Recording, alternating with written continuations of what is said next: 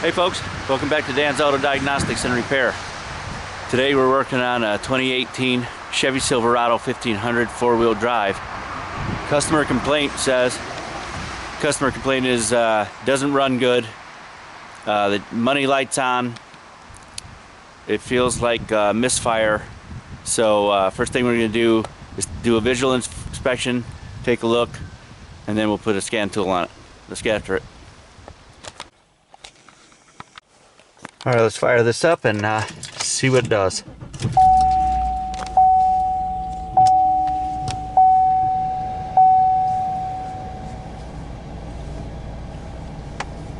Alright, money light is on. And the looks like the traction control light is on.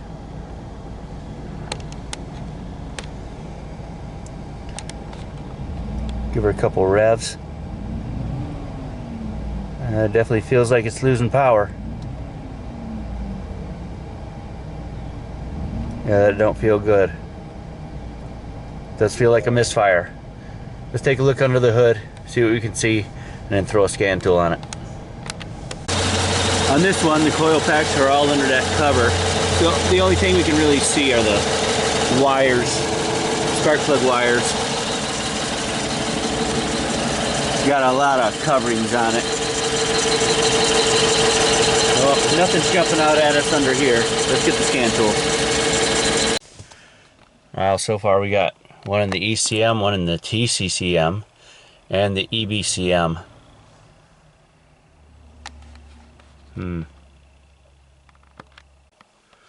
Alright, she's all done here. Cylinder 8 injector control circuit. Ooh, that don't sound good.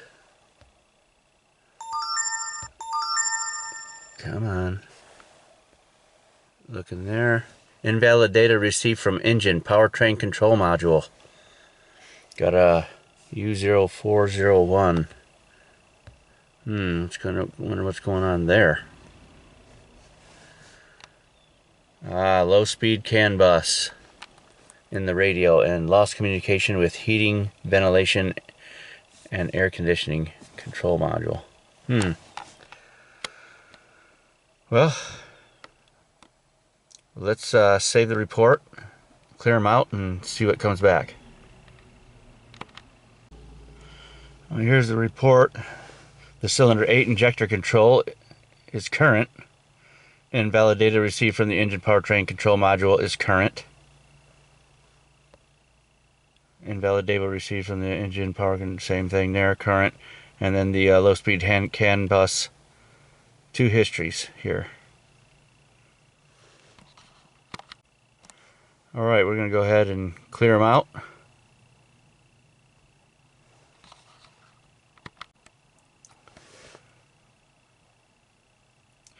Alright, everything went to green. Let's fire it back up. Well, we'll turn it off, open the door, and then we'll crank it back up, see what we see.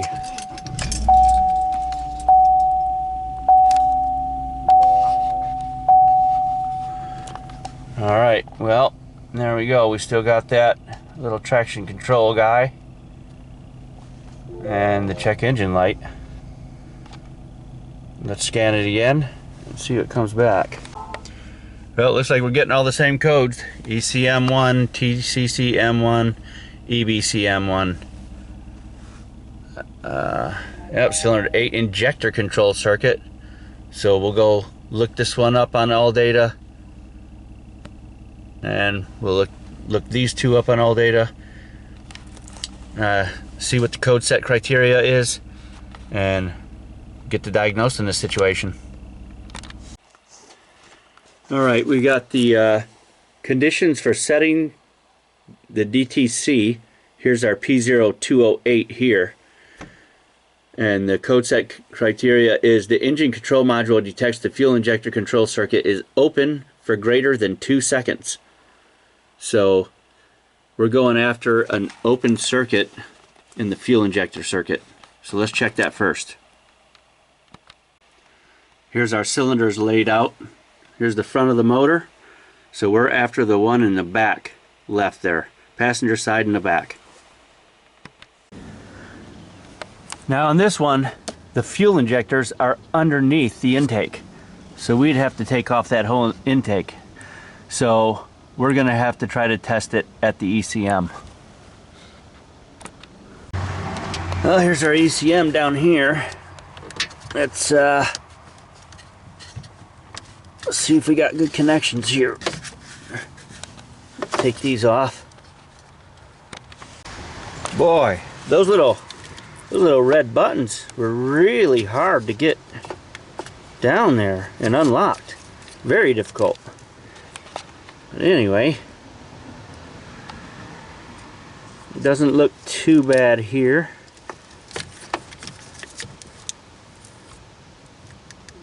That one don't look too bad.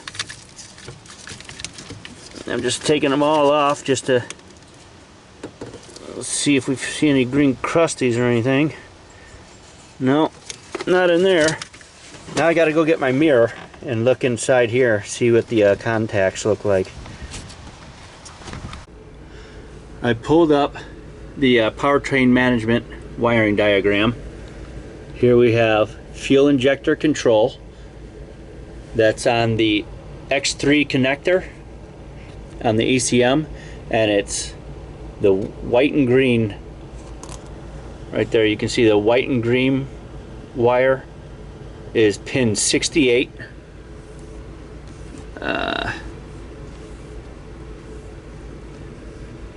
On this side, the other side of the fuel injector connector, you can see right here, it's pin 48. That's a gray wire. So we're going to go and check those wires. Going to check for ohms. Should get about 1 ohm on the injector. And then we're going to check for control over here. That's our control wire. We'll see if the ECM has control or if we have a burned out ECM or a driver in the ECM.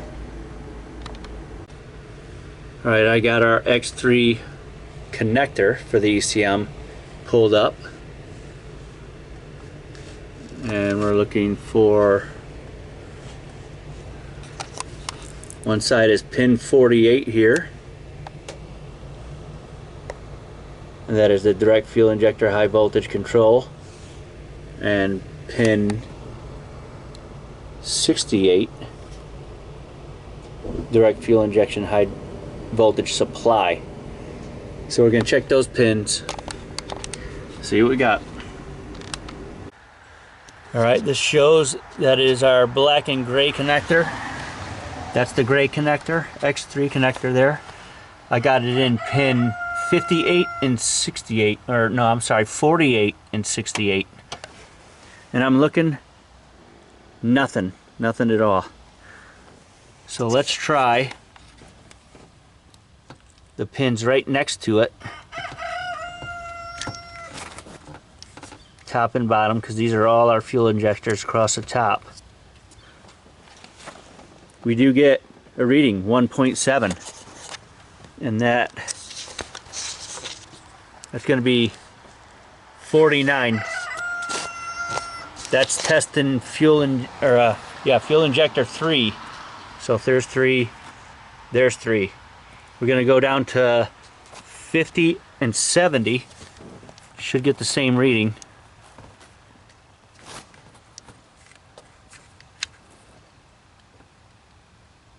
We're just ohming out that fuel injector. There we go, another 1.6. Now let's see, 51. We'll just do one more. Go right across the way here. Top and bottom. Another 1.6. So we're open somewhere on ours. Let's go back to our 48 and 68.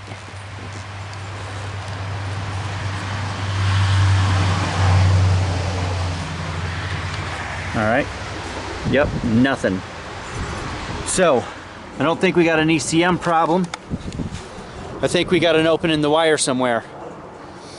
Or the fuel injector is the problem. And to find that out, we got to take the intake off. So this could turn into a real issue. Looking back on all data here at the fuel injector rail removal and replacement, you can see here we have the connector for that side and connector for that bank. So unfortunately, I'm probably not going to get away with not taking that off. Alright, I got all the connectors connected back into the ECM there, because now what we're going to do is go inside, hook up the scan tool again, and we're going to depressurize the high pressure system in there so that we can kill the fuel pressure in there. Alright, got the scan tool booted up. We're going to go right into the ECM.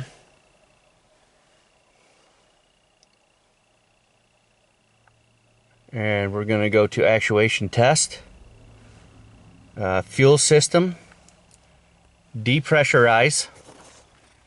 Going to put the parking brake on, and then we're going to start the engine, and then we're going to depressurize it until the vehicle stalls, and then we're going to start our process so there's no pressure in that line. Okay, here we go. Fuel pump enabled command. We're going to enable. That's going to shut the fuel pump off, and then we're just going to run out that fuel till it dies. There you go. You can see the fuel pressure sensor going all the way down from almost 600 down to 90. Truck has died. Now we're good to start working on the fuel system. I'm going to disconnect the battery, and we're going to start taking that intake manifold off. Negative battery cable is now disconnected. Now we can go inside, take the key out and everything, and get to work. First thing we got to do is take off all these connectors. Here, down here, here, here. And then we got to take off all the coil connectors and take off the wiring harness, pull it away a little bit, and then start taking that off. I think I got it all unbolted. We're gonna see in a second here.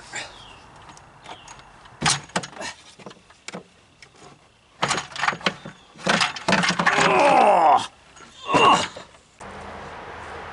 There were 3 retainers. I finally got it. Look at all that. There's 4. 1, 2, 3, 4 back there.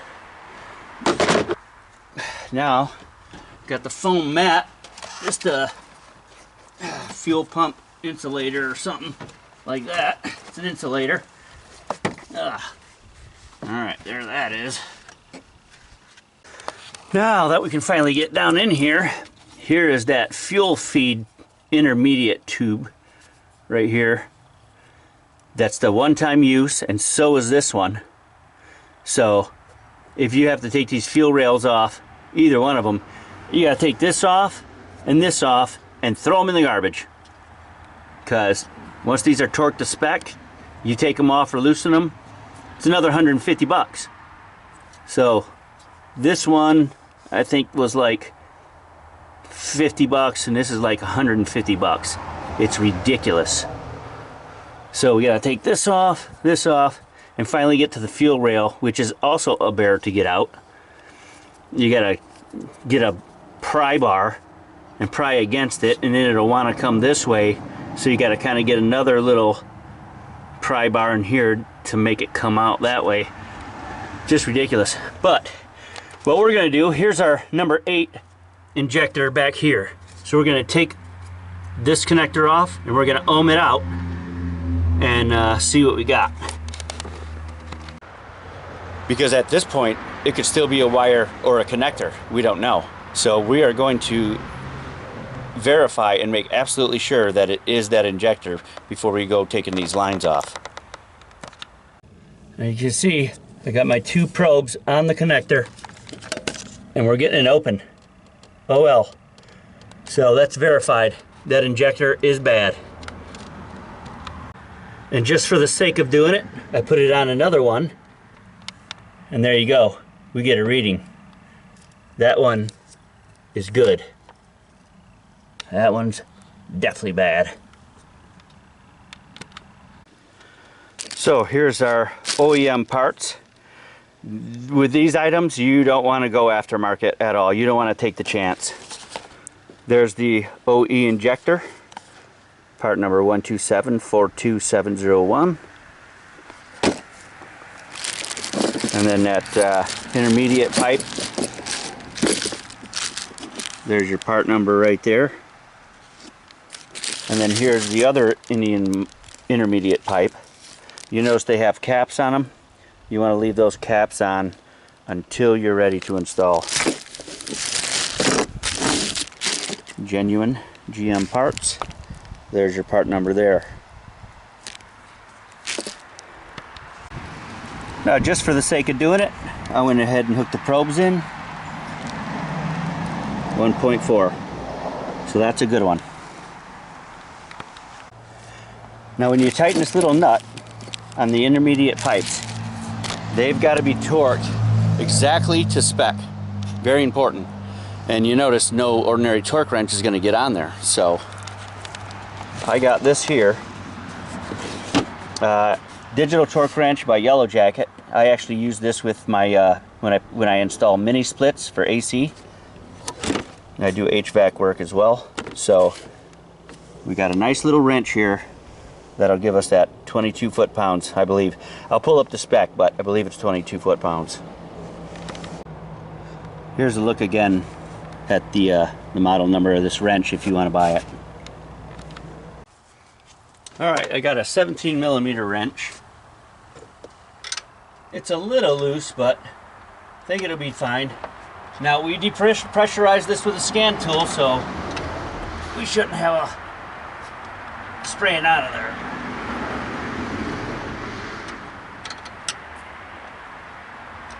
Not bad at all. It's leaking, of course, but no spraying.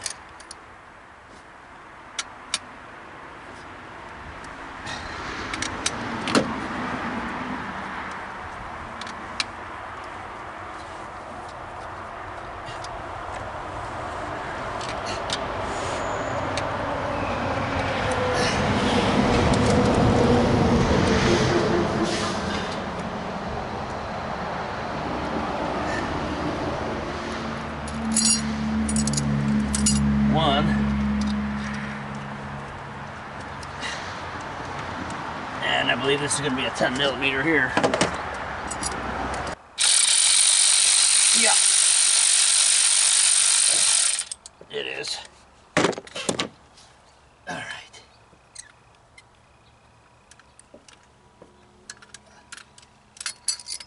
There you go. That's those. The fuel rail itself is a 13mm.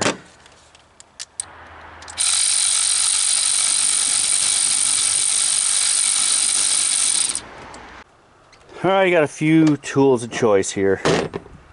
This guy, and this pry bar. See how that works out.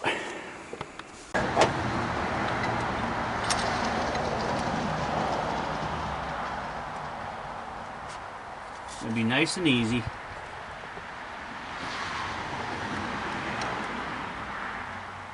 I don't want to bend this fuel rail. And then we're going to be buying a new fuel rail too.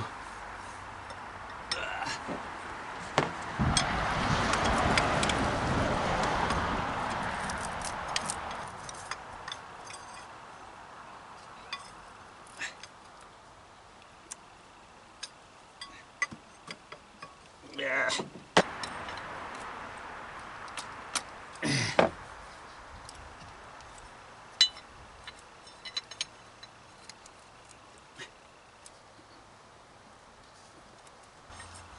Very uncomfortable laying on this. Laying on the front of this here.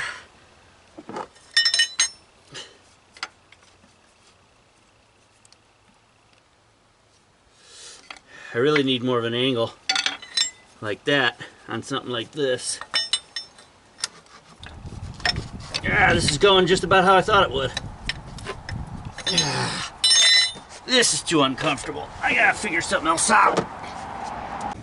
I finally got it out of there. It was a long, hard struggle because I didn't want to bend this fuel rail. It looks to be in good condition, but boy, the amount of pressure that I was exerting on that. I even had to make a tool here. I took a torch to my crowbar and I bent it so that I can get more leverage.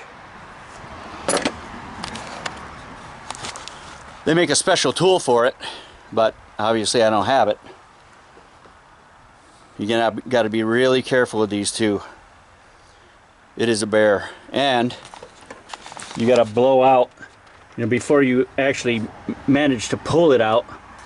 You got to blow these out real good because you don't want debris falling in there, and then, you know, cover your intake ports and cap the ends of the rails if you can.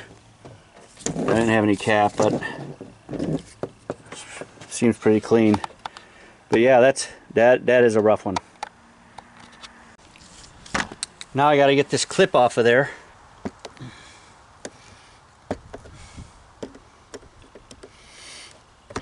Ah, there it is. Nothing about this job has been easy.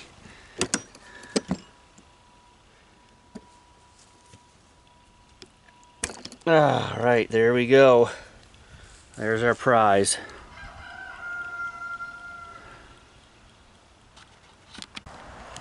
So with the kit, we get a new clip, and then we get 4 of these little seals that go down in the block there. We still got to take those out of the block.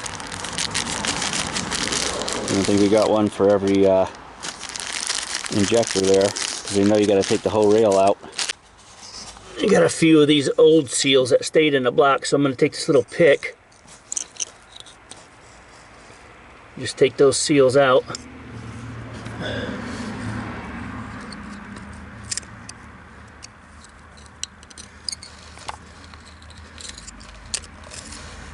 Got the new ones in the kit.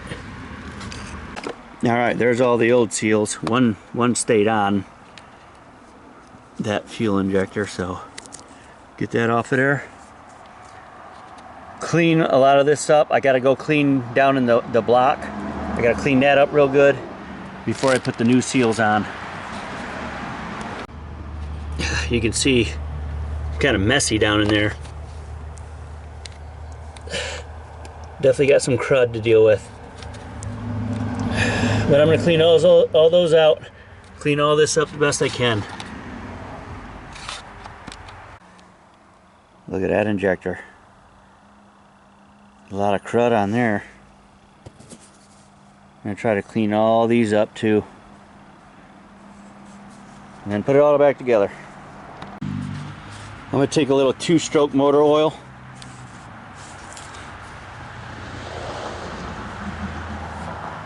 And just kind of lube up those seals, the new seals. Nice and light before I put it back on the fuel rail.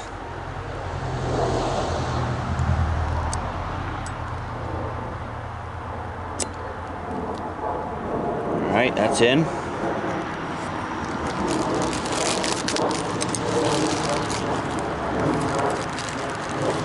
I'm going to put on the new clip.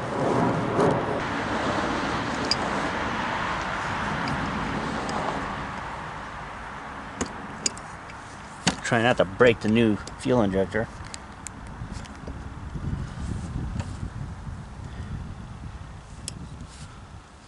One side's going okay, but the other side's kind of questionable. All right.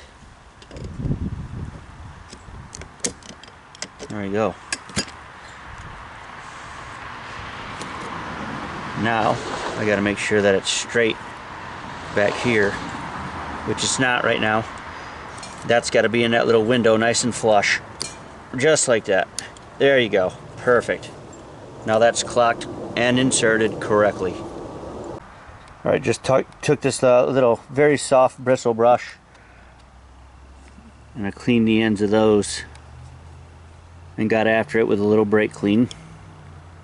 So those are looking real good now. Now I'm going to put on the seals. Alright, got the injector off the vehicle, or off the fuel rail there. So I'm going to cut off the old seals. Just use a utility knife.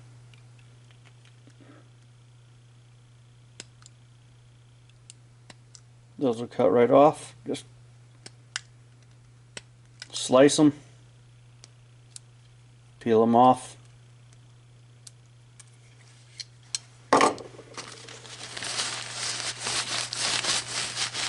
Clean it up.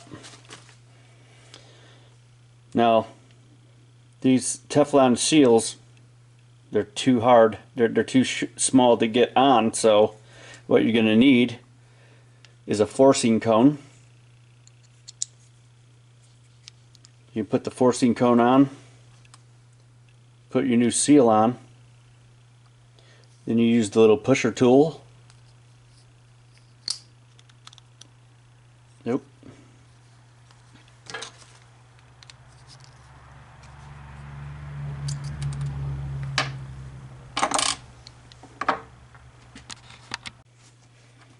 Yeah, I dropped the other seal. But anyway, you got the forcing cone, put on your new Teflon seal, use your pushing tool.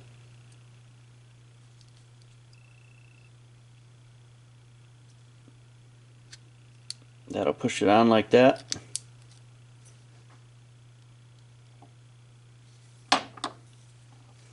Get your tool back out. Then here's your little resizer. It's just got a little tapered bore. You want to resize that seal. Make sure it stays in the groove there.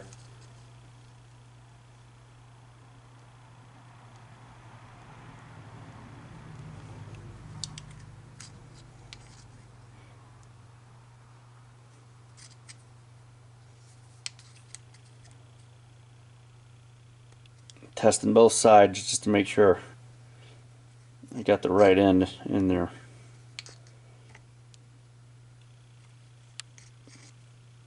See how that's trying to push it up? You don't want that. Just kind of roll it. It'll get on there eventually. It's a little cold outside, so it's a little stiff.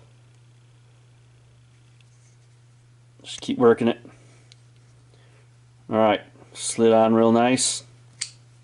Just like that. You want to leave that on there for about 60 seconds. Let it do its thing.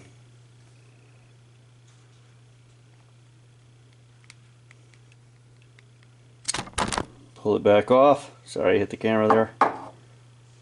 Pull it back off. Do the other one. Forcing cone, seal, push tool.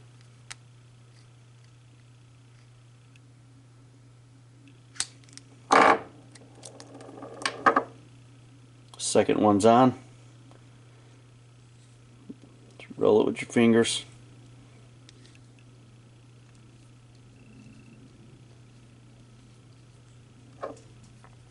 And then use your little resizing tool.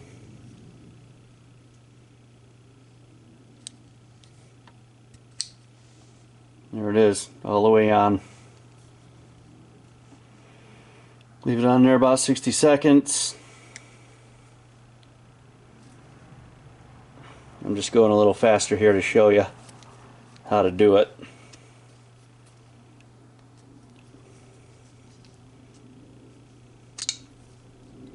And there you go. New seals are on.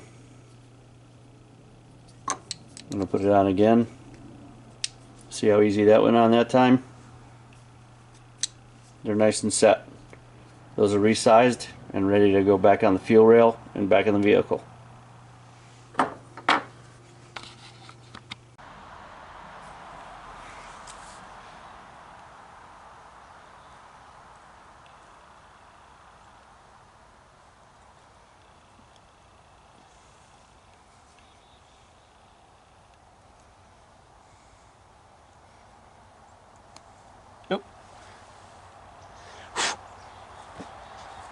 Hit those with a little two-stroke too.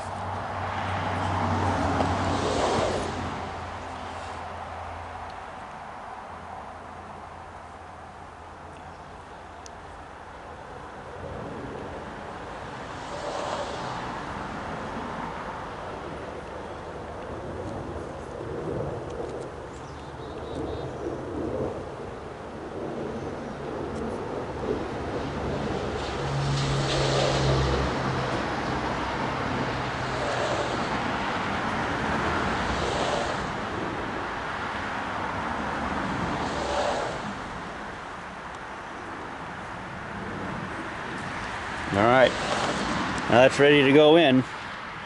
Now I gotta clean the block. Alright, that's about the best I can do.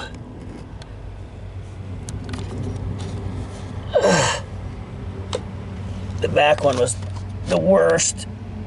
I don't know if you can see it, but it's really hard to get back there. But I have this little shop vac, and I got this little pointy little deal and vacuumed it out best I could. So that's all I'm gonna do. All right, I got the fuel rail inserted. I had to persuade it a little bit, you know, light taps with a nice soft rubber mallet, and then it sank down flush. Now I'm gonna torque it to spec, 13 millimeter.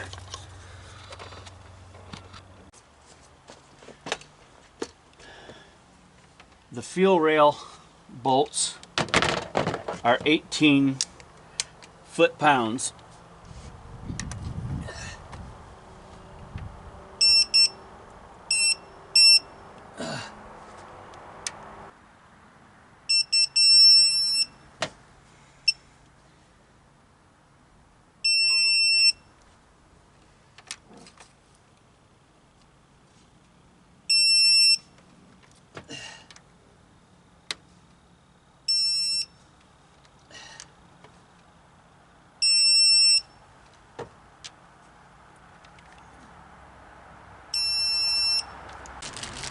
Now it's time to put on our intermediate pipes.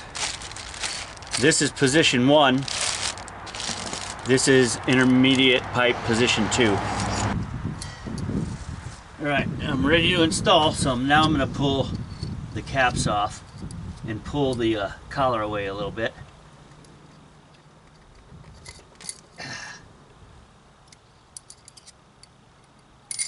Alright, that exposes the ball socket there.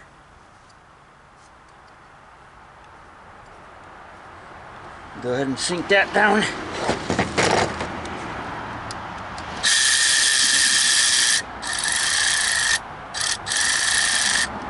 Just a little bit, just so those ball sockets line up. Okay, got them all both lined up and they're both inside.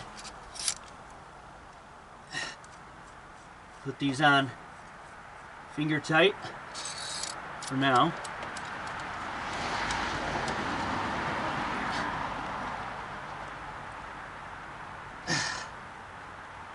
Get my caps out of the way.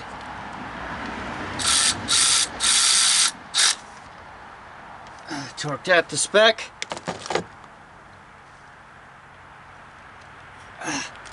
And get my torque wrench.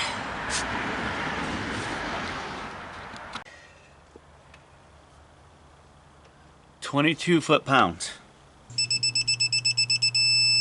All right, there's that.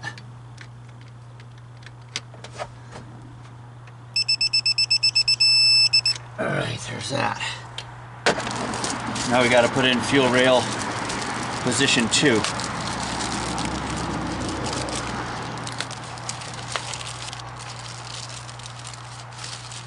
And that's also torqued to 22 foot-pounds.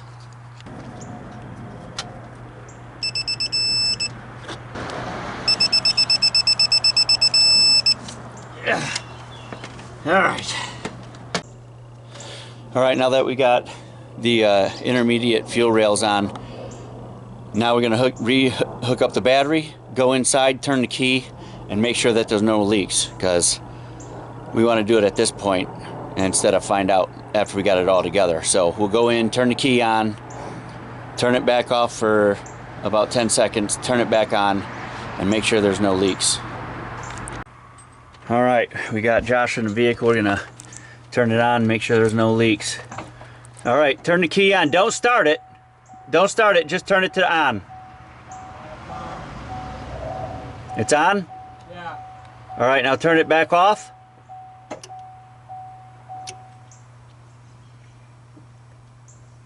Just wait about 10 seconds. And turn it back on.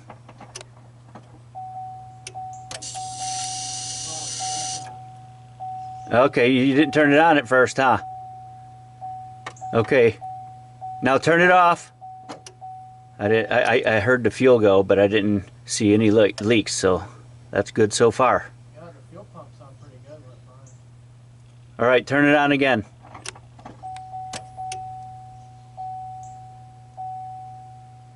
You got it. You got it. Turn it on without one more click, or not. Don't start it.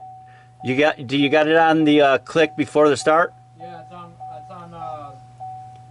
run position, I guess. Run position. Okay. All right. Well, that looks good. No leaks. All right. Here we are. Next day. Got a little late. I got a little hungry and a little chilly. And matter of fact, I made chili. But anyway, here we are now. We've tested the fuel system. We didn't have any leaks, so time to take out all the napkins from the intake. I'm going to go in with the shop vac and suck out any debris that may have got in there somehow, and then put this thing together, torque everything to spec, and see if she runs good. All right, I got in the foam insulator pad. Went in there pretty nice. Now, what I'm going to do is, before I put this intake back on, I'm going to go inside, hook up the scan tool, turn the key on, and make sure we don't have any fuel injector codes. Just to do it, I'm going to go ahead and clear all the codes. Now we're still going to get a lot back because everything's disconnected still. There we go. Manifold absolute pressure sensor, and then sensor communication circuit high. So only 2 codes left, so we know our fuel injectors are good for sure.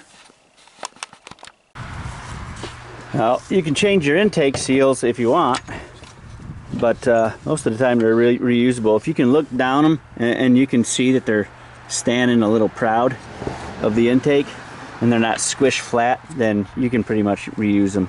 Ours look good. Our throttle body looks a little dirty, so as soon as we got it right here, I'm gonna clean that up a bit. As you can see, she needed it. Just took a little brake clean, sprayed it on the rag, and voila, nice and clean. All right, it's all buttoned up. Got all the covers on, all the connectors are in, all them push pin fasteners, which are, there's plenty of them. All right, let's go inside, get to the scan tool, and clear out the codes.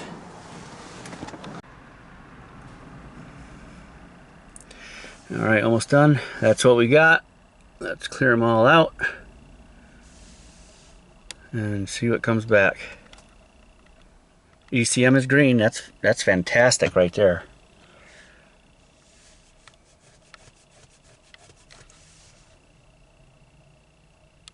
TCCM. Oh, TCCM is green. Let's see if that EBCM is green. All right. Well, that might have fixed everything right there. One in the BCM, huh? Driver window motor not learned. That's easy to do. All right, let's fire it up. First I'll turn off the ignition. Open it, close it.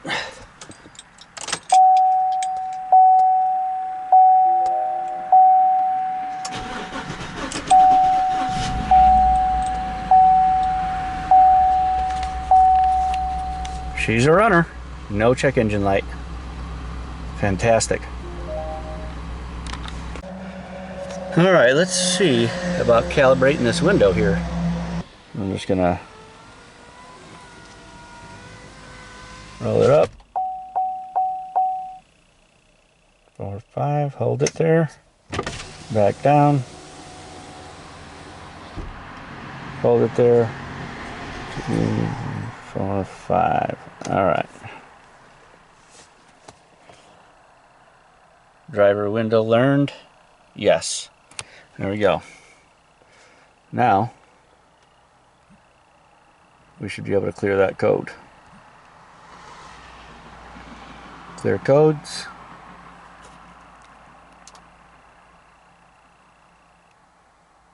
And we got a full green tree. That's a fix. All right, I'm gonna run this around town a little bit, let it learn the new values in that, and that should be it. Did about 10 miles on her so far, or so. Not sure, just when maybe less, I don't know, been driving for a while, but everything's all good. No check engine light. That's a fix. Customer will be happy. Should get her truck back. All right, it's gonna be it for this one. Hope you guys like that. Like, share, and subscribe. Thanks for watching, and I'll see you on the next one.